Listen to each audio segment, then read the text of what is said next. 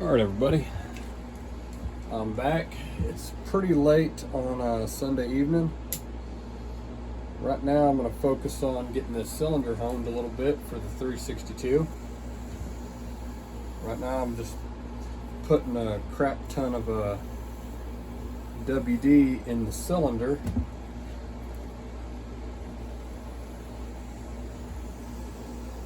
That's the only real thing you got to do whenever you're doing one of these. Right. Alright, there we go. Move one thing and 15 other things want to move. Alright, filling the cylinder again. Alright. What I'm going to be using today is a ball hone. And we're just going to ease in here.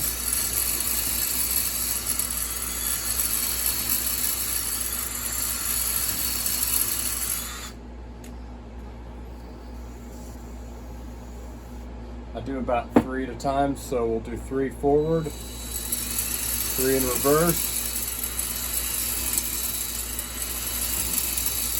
Now we're going to switch it again.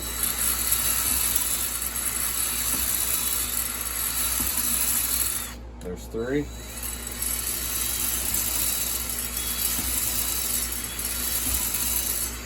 Alright, now what we're doing is just taking the glaze off the cylinder. That's all we're doing.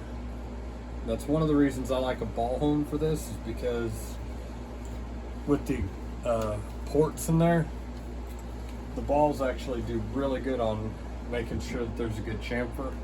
No sharp edges on the transfers, the intake, the exhaust. It's just a good smoothing apparatus.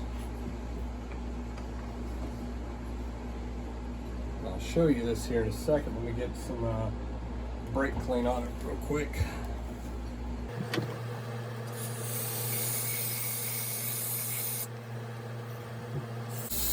Now this won't deal with scoring or anything. This is purely to break the glazing on the chrome. Because what will happen is, as these especially get polished and worn so much, you saw how much crap was in this saw before, all the dirt and what have you. It's really nice just to break that polish, that glaze, so that the new rings can set. Especially because I'm going with caber rings on this. Alright, give me just a second.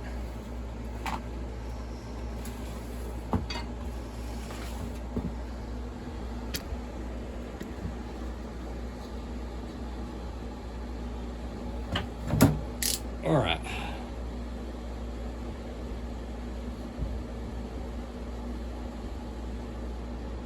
See that nice cross hatch in there?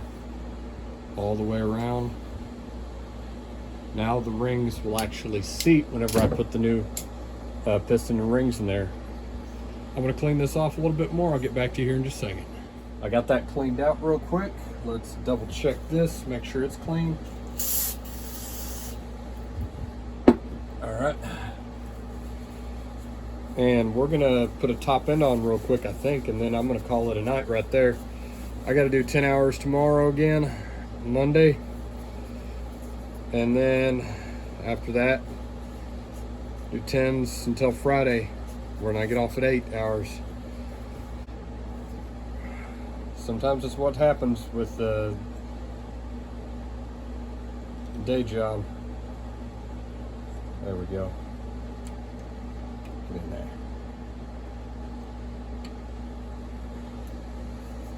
Brand new Meteor piston, MS362.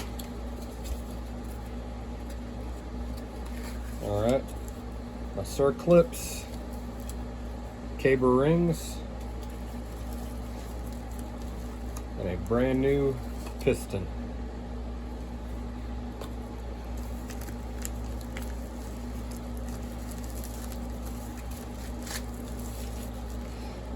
Arrow always goes toward the muffler, or as I like to say a lot of times, the front.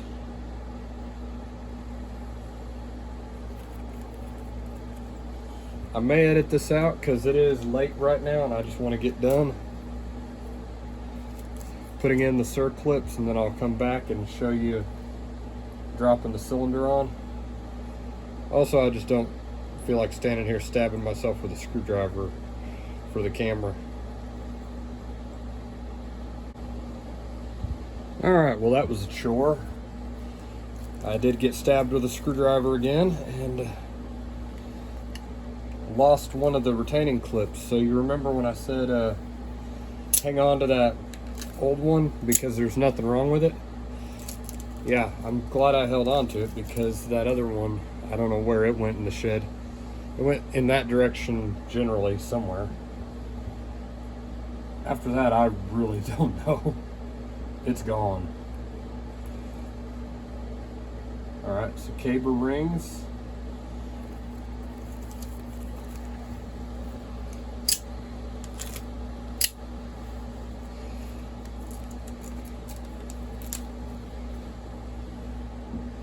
Alright, so your notch will normally go up. That's where the positioning pins are.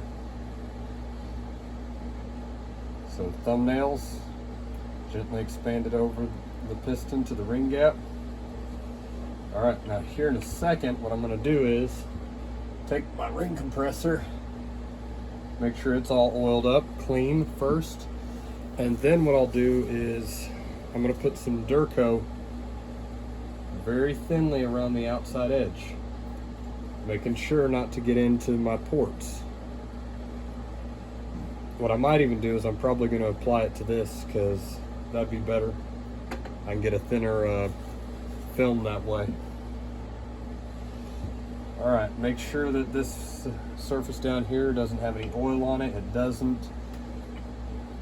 We're going to run the piston out real quick. And I am going to risk it. We're going to put some oil on the piston. I prefer that.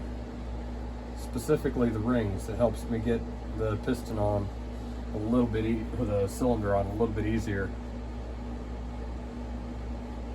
Alright, so those are just a couple drops. Alright.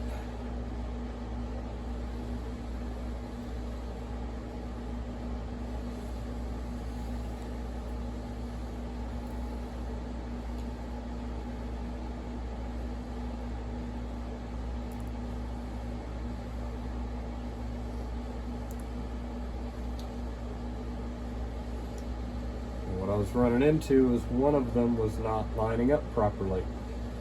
So, there we go. That'll work right there. Now, give me a few seconds. We'll do this. Then I'm going to go in and go to bed. So I can go to work. I got to be up at 3:45 in the morning.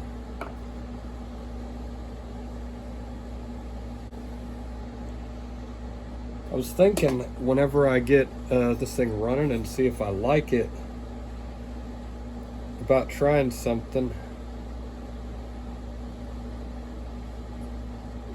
I saw Tin Man had a video recently on a 441 where he basically combined his scavenging ports with his standard intake. So he was getting a fuel air charge into the scavenging port as well, which improved power slightly. I'm feeling inclined to try that on this thing. Alright, very thin amount of Durco on the bottom of the cylinder. Clean my fingers up real quick. We're going to make this quick, and I should be good here in a minute. Always pick a side where you can kind of come all the way back down and then coat the entire inside of the cylinder with oil.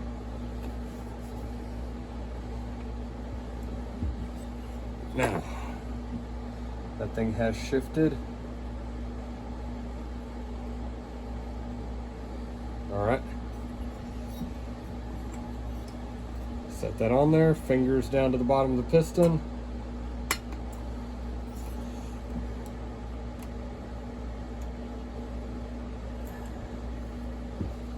Alright, and of course it couldn't go quite as smooth as I wanted.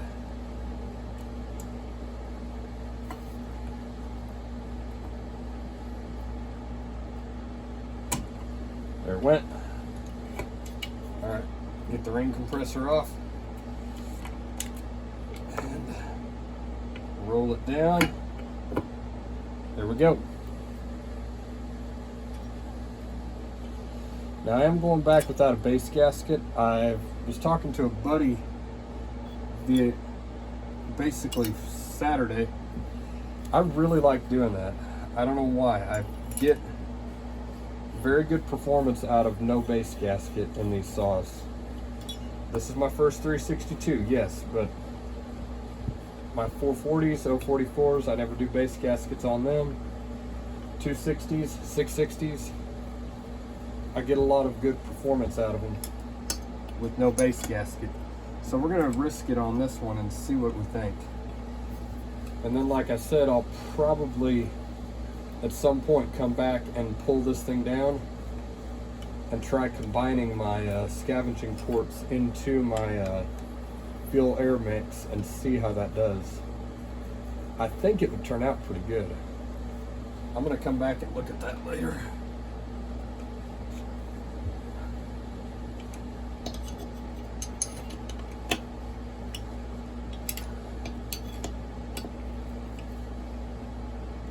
Okay. I have not forgotten that right there. Let's get that cleaned off. And other than that, I'm happy with it. There is a rebuilt 362 engine. Original crank, new bearings, seals, Meteor piston, Caber rings. I think I like that so far. Next thing I'm gonna do, I'm gonna try after work one of these days if I can.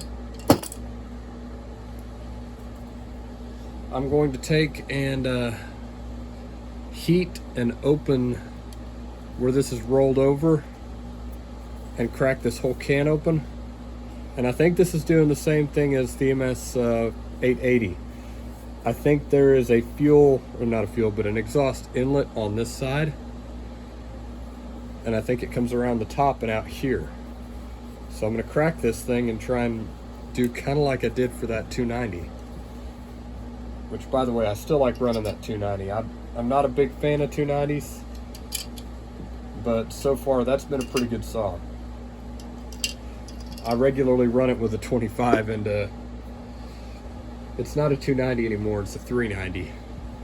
But yeah, I will hit you back up one of these upcoming weekdays, I hope, and we'll do a little bit more on this thing, see how close I can get it to running. We'll talk to you later. Take it easy. Bye.